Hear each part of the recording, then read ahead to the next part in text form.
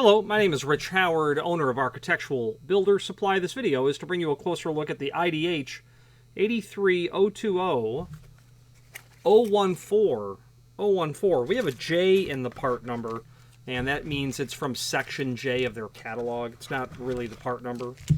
Although they do that so that it's easier for you to find in the catalog where it is. Go to section J. When you purchase the 83020, you're purchasing a pair of hinges along with the fasteners. These are most certainly made of solid brass. Okay. The fasteners, small amount of magnetism to those.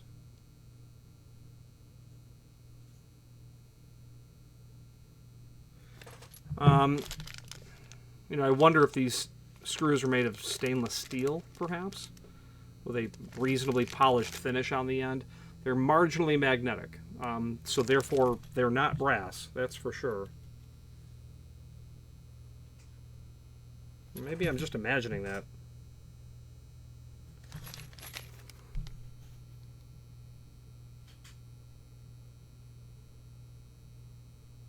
I may be imagining that.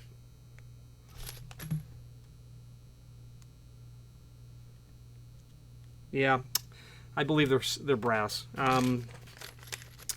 The important part of testing it with a magnet is because what are they made of? So the factories, I'm quite sure, is likely going to tell us that they're made of a brass base material as well. They don't. That's not listed in our extended description.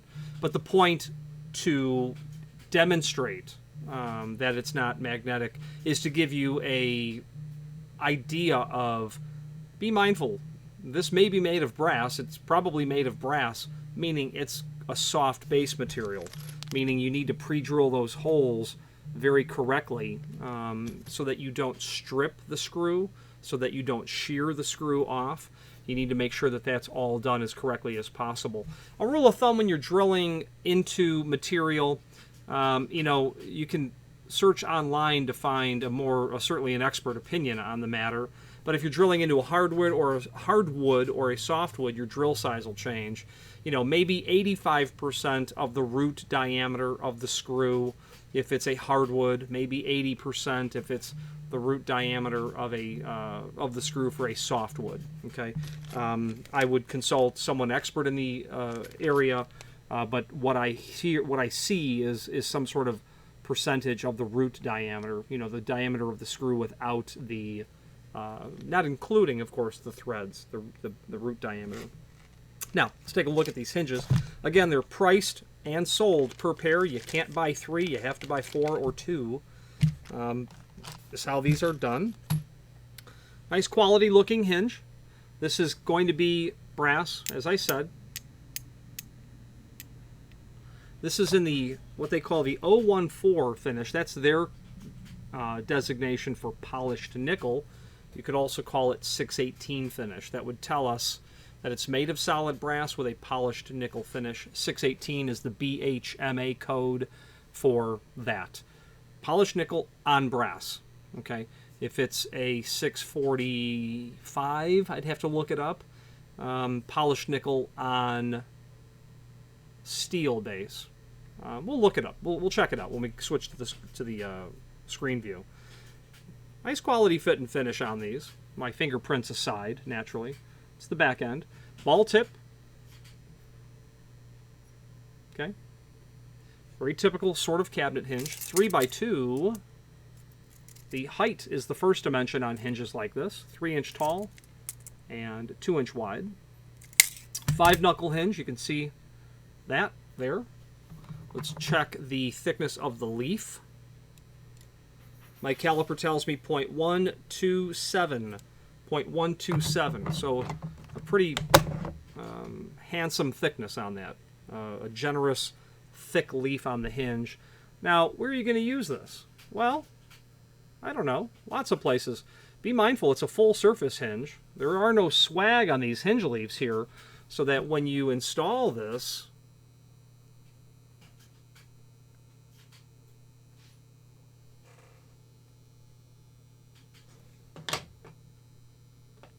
Now, you lay it flat on the table. There's no swag on these hinge leaves.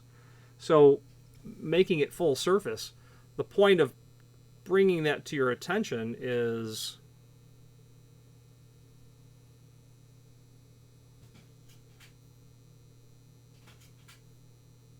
there seems to be a slight difference in the swag between each leaf. Maybe not.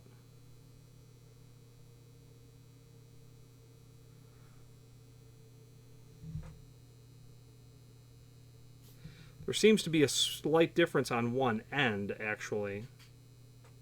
But these are going to be considered full surface. So you have to be mindful of where you're going to install this material. When we bring those leaves parallel to each other, you know, you can certainly mortise them together because the thickness of the leaf times 2 is less than the diameter of the barrel of the hinge, with that margin between the two leaves when brought parallel as the remainder. So you could certainly mortise these. You could install them however you like. I don't know that you'd actually surface mount these, but you could. So where you're going to actually use these will be based on your application. But we've provided the information. They're full surface. They're 3 by 2, the leaf thickness, etc. Okay. And again, sold per pair. Let's switch to the screen view where we can take a look at the other finishes, some supporting documentation, and that BHMA code number.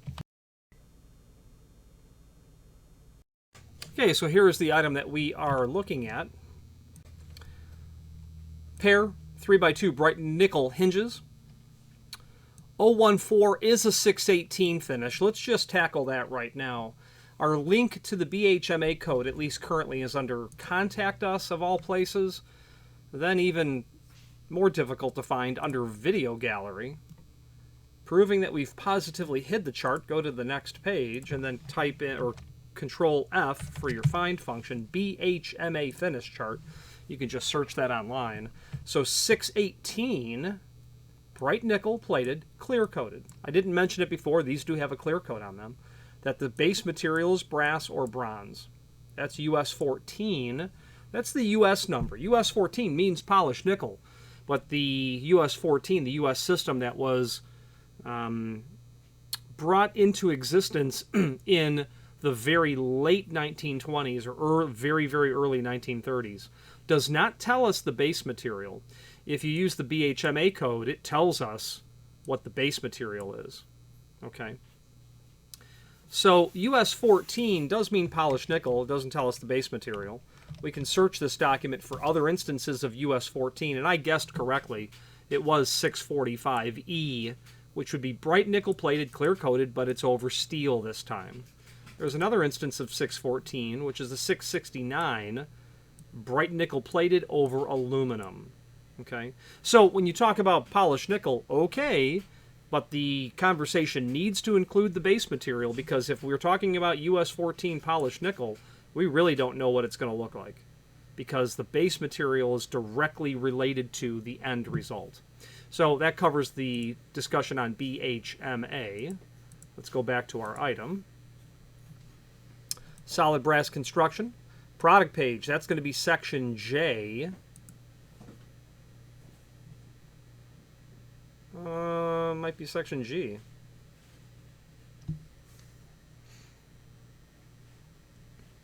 Well, we'll investigate that in a moment. So here's our 03020 pair of cabinet hinges. 82517, slightly smaller. Not sure what 7/10 of an inch actually is. Hard to say. Maybe 1 and 11/16 they're trying to say. Or 1 and 23/32, maybe. 2 by 1/2. This would be a non-mortise bifold hinge. Doesn't have to be a bifold door, but it's a non-mortise hinge. But you would see those on bifold doors. Regular 2.5, 2.5s. 2.5 by 2. A little bit larger than this 1 and 7/10 of an inch. Now, let's investigate the full product catalog. The link here to the manufacturer's page, that will allow us to review not only all of the IDH products that we sell, but also a link to the manufacturer's website, as well as a link to the product catalog. Before we open that, Let's copy our part number and then open up the catalog and do a find function again on the keyboard for 83020.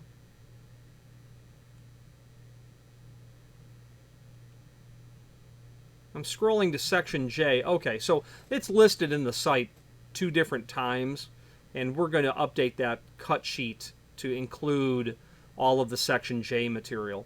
And the reason I wanted to show that to you is because they have more than just these, you know, long, narrow cabinet hinges. They have full-size hinges as well. 4x4s, 4.5, 4.5. Ball tip, button tip as well. Other sort of cabinet hinges, these would be half surface, is what these would be called. This would be also a half surface spring hinge, full surface spring hinge, wide throw with a ball tip, Parliament hinges. These capital H hinges, those are Parliament hinges. They are wide throw hinges in essence, and they are used very commonly on shutters.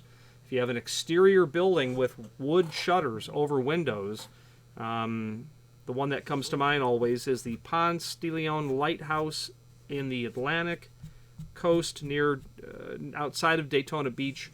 The lighthouse building that's there is full of Parliament hinges on those shutters. Decorative tips can be done as well on all of this. So this entire product catalog would very much be worthwhile for you to review if you deal with trim and auxiliary hardware, especially material made of solid brass. What you'll find, especially in these modern style bolts, that the manufacturer you used to buy those from doesn't make them anymore. Well, here they are. You can buy them from IDH. Door guards, a couple different styles here. None of these are fire rated, by the way. Very long surface bolts. They get up to 36 inch. Longer is technically available as well. If you're looking for longer than 3 foot, let us know. We can assist you with that. Lots of options. Door stops, a variety of different options. Kick-down door holders, also not permissible for use on fire doors. Hinge pin stop. Decorative floor-mounted stops. Casement adjusters. Casement sash locks. You can use a lock like this in a lot of applications because it comes with this rim strike and this mortise strike for push application, pull application, wood, window, transom, I suppose, sash locks, finger lifts, sash pulls, etc. And you can scroll through the rest of this material. They have a very large edge pull. Okay, this is the standard edge pull. They have one that's much larger, 50% larger. House numbers and the like. They're storm door locks. I sell these with some frequency. Mail slots, flagpole holders. Nice quality. I actually own one of those myself.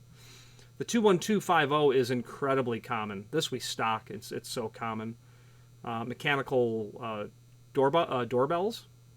And back to our section J, etc. You can go through that on your own.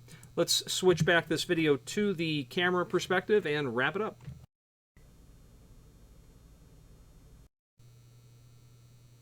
Okay, in conclusion, IDH is a simple, no-nonsense company. We send them orders. They send us tracking numbers. I believe they have a minimum order. I don't see it listed there, but they may have a minimum order. So be mindful. We'll see about updating that if there is a minimum order from them. Nice quality material. I am a fan of their packaging. I've been manhandling this, so my fingerprints are all over it, but a quick polish with a chamois would clean that up. They use thick bags with a high mill thickness to isolate all their products. They don't let the screws touch the hardware. Everything is separated. And the reason I say that is because, there are some importers, and IDH is an importer from Asia of all this hardware. They just toss the screws in with the hardware. Well, they've gone to all the work to make that polished nickel look as nice as possible. And then they throw in pieces of metal next to it to damage the material. They've always done a very good job at isolating everything. They isolate everything all the time. That's standard for them. And it may not sound like much, and it might be common sense. You'd be amazed as to how many people don't get that. IDH does it allows that product to show up in your hands and you say, oh, that's awfully nice looking. Glad I bought that. Any questions on the idh 83020 in an 014 finish? Oh, the other finishes. We didn't talk about that. 83020 is available in 003, which is a polished brass, solid brass, polished brass with a lacquer. 004 is satin brass. 005 is antique brass. 008 is bright copper, not unheard of. 014, of course, bright nickel. 015 is satin nickel. 019 is matte black. 026 is polished chrome. 08A, antique copper. 10B, oil rub bronze. 15A is an antique nickel. And 26D is a satin chrome. So when you switch out those last part of the part number, you'll get the different finishes. Or just search the site for 83020J and you'll find it. Any questions on the 83020 hinge or any other IDH product, please feel free to reach out to us. And thank you.